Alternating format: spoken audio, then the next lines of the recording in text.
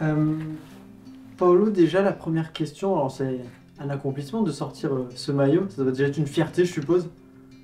Ouais, bien sûr. Effectivement, j'avais déjà sorti un maillot qui parlait des origines de ma famille. Et là, pour le coup, je sors un maillot du FC Metz qui est ma vie, là où j'ai grandi, là où ma famille est arrivée aussi. Donc oui, effectivement, c'est une sorte de rêve qui se réalise et effectivement d'accomplissement, oui. Comment on réalise un maillot pour un club professionnel? Parce qu'il y en a qui le font en ce moment sur les réseaux, ce genre de choses, créer des designs. Mais comment, d'ailleurs des complications que eux n'ont pas, comment on réalise un maillot justement? Alors déjà, il faut savoir que ça se prépare vraiment en amont, au minimum 5-6 mois. Donc pour le coup, ça fait voilà, quelques temps qu'on travaille sur ce projet et qu'on avait prévu aussi la date de sortie de ce projet-là. C'est des allers-retours. Alors on a commencé par une proposition que j'ai faite, qui a été acceptée déjà par la com, ensuite par la direction. Et ensuite, voilà, c'est des allers-retours aussi avec l'équipementier pour mettre au point chaque détail, etc. Et pour le coup, pour ce maillot-là qui est vendu comme un multiple artistique, donc comme une œuvre, on a été jusqu'au bout du projet, c'est-à-dire que j'ai proposé aussi un packaging qui va avec le projet, qui fait partie du projet, qui est une boîte en bois qui rappelle les boîtes de transport d'œuvres d'art, dans lequel on met un certificat d'authenticité qui est signé aussi. Donc voilà, j'ai signé les 500 certificats d'authenticité. Et le maillot est brodé aussi à Metz d'ailleurs. La boîte est fabriquée à Blida. La broderie chez Bro Broderie. Donc voilà, il y a tout un tas de détails qui se règlent au fur et à mesure. Mais c'est vrai que c'est un petit cheminement quand même. Et l'histoire de ce maillot-là, il dû y avoir quelques brouillons avant d'en arriver là, je suppose. Comment t'en arrives à ce résultat-là?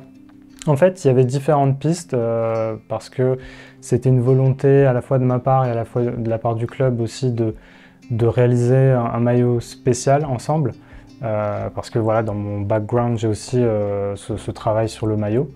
Et mon idée, ça a été tout de suite disons, de faire un hommage à cette résidence artistique qui est vraiment unique en France, voire plus. Et de parler de ça en fait, de parler du fait que à la fois moi, à la fois les jeunes du centre de formation, à la fois certaines filles professionnelles et à la fois les hommes professionnels, on a utilisé le maillot comme une toile. Et étant donné que j'ai proposé ce maillot en tant que toile à un peu tous les acteurs, il manquait le public.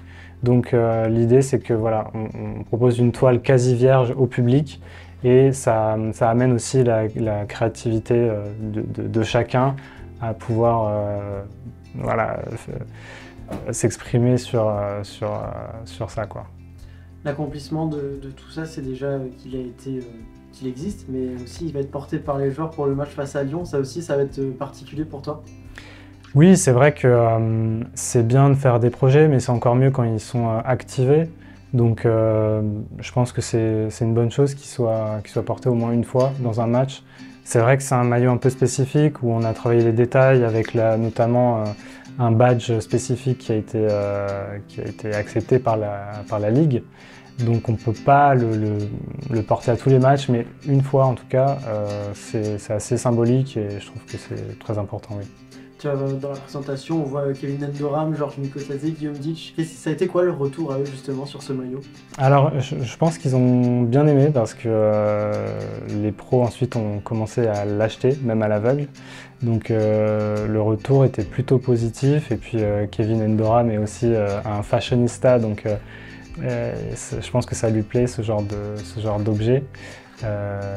Et voilà, j'étais très content aussi que Guillaume Ditch soit parmi les joueurs qui étaient sur le shooting parce que pour la petite histoire, moi j'étais son surveillant quand il était au lycée. Donc voilà, on se retrouve sur le shooting du maillot et je trouve ça très très beau.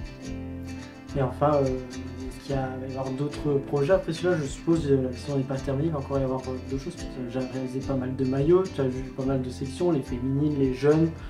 Il y a ce maillot-là pour les pros. Est-ce qu'il y a encore quelque chose dans les cartons là pour la fin de saison? Oui, bien sûr. Là, l'idée c'est que la résidence dure 1 an, donc je vais essayer d'aller vraiment jusqu'au bout avec des petites surprises qui vont jalonner les derniers mois. Mais effectivement, il y a des choses dans les cartons.